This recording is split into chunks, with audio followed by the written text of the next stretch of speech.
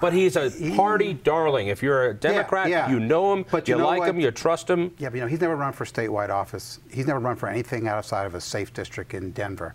He's been in the news a lot, and he's got a strong base among party activists in Denver.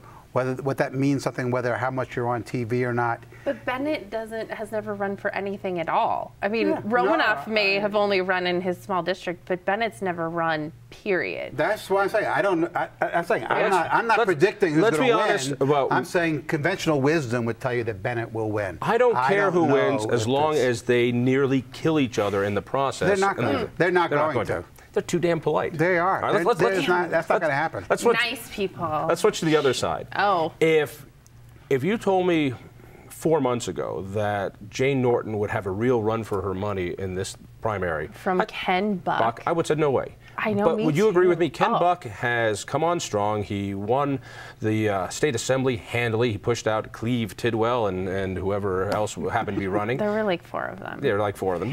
But you like to say Cleve Tidwell. I just love. Isn't that a fun name? It's a great name to say. He starred in Danglegate, I hear. Starring Cleve Tidwell as Buck Naked. So bring it over here. Right. What happened? What did Ken Buck do right? He raised a lot. Well, he didn't raise. The Norton campaign is contending that he raised a lot of 527 money. He's saying, I didn't have anything to do with it.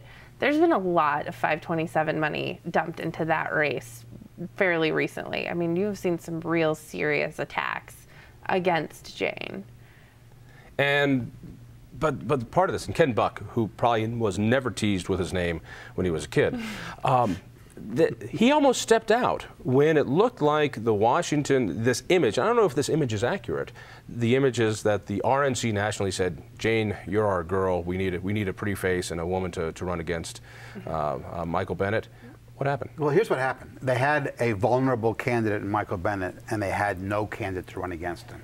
So it's that deep Republican bench we have. Exactly. Yeah. So they were desperately looking for somebody who would be credible to run against Bennett, and they came up with Jane Norton, and so when they did this, I mean, what people do, what all parties do, is they try to clear the path for their candidate, and Buck, he was cleared. I mean, he was out, and at the last second, he was going to endorse Norton, wasn't he? He got people. There were people on the right who told him that we can raise money for you if you get back in the race, and he got back in the race. The image, I think, from the party hardcore, Republican hardcore, was that Jane Norton was picked from D.C. and therefore we don't want her. That she's been light on this stuff. When you talk to her, the big problem was the RNC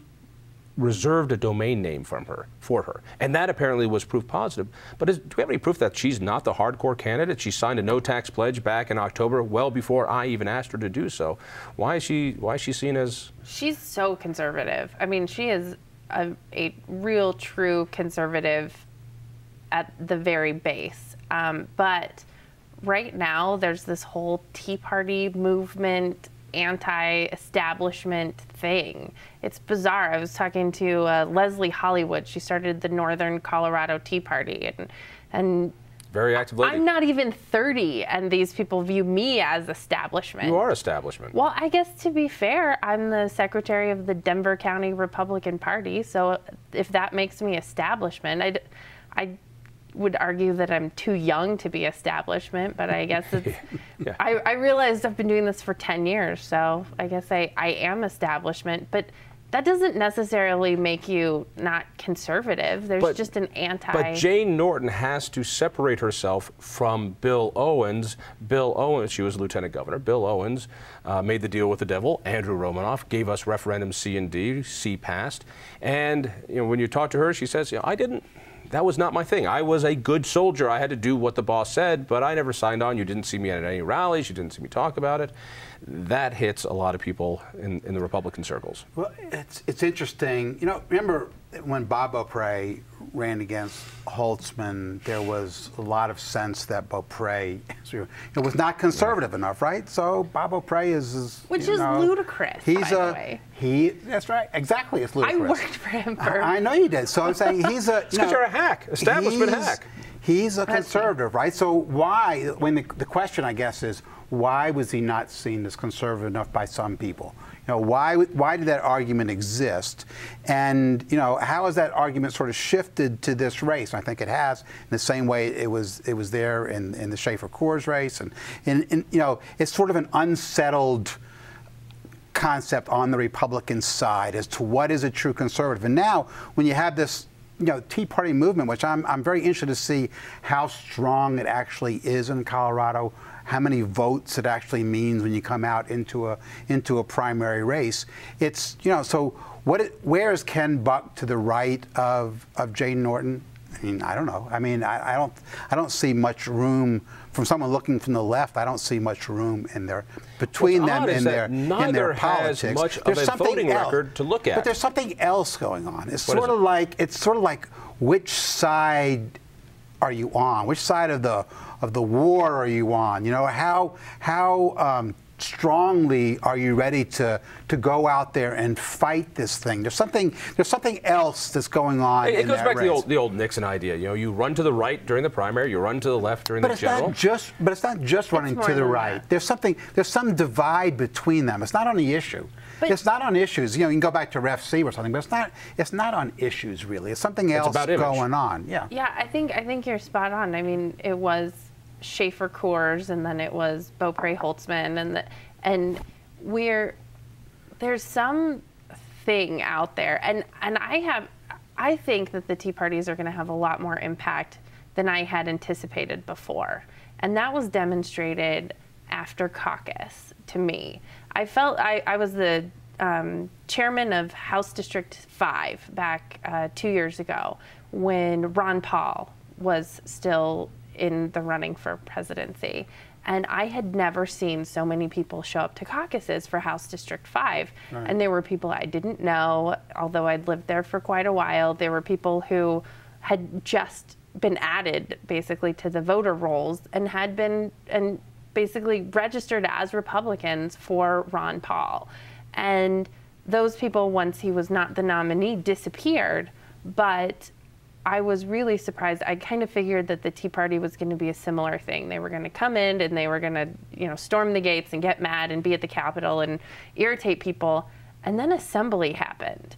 And I'm standing at State Assembly, and normally, and it had been my 5th or 6th time going to State Assembly, I know everybody. Right. And this was the first year I was looking around. I'm like, who are these people? Who are these people? Yeah, but, and they were all wearing camouflage. Go figure that. Assembly strength and primary strength and general election strength are three entirely different things, and we don't know. I mean, I think that's the most fascinating thing that will come out of this race is how that works. But there's also something, and it is Caldara's political axiom number 1. There is nothing Republicans cannot fuck up. That being said, being said that. We are on the air. Being said that, I look at the governor's race. And the governor's race, just as it was 4 years ago, you've got a clear field in the Democratic Party. Thank you for that. And it is amazing. That team knows how to do it. How Bill Ritter was able, as a anti-choice, a pro-life Democrat, not to be challenged by anyone who would have knocked him off easily. And now you have Hickenlooper, who, by the way, I think is probably the most winnable candidate from the Democratic side, I'm thinking. I would agree. But here on our team, we've got, of course, McGinnis, but we had Joe Geschwitner, who failed to get on the ballot. Right. And, of course, Dan Mays. Right. Dan Mays, who is playing that Mark Holtzman role, sans the money.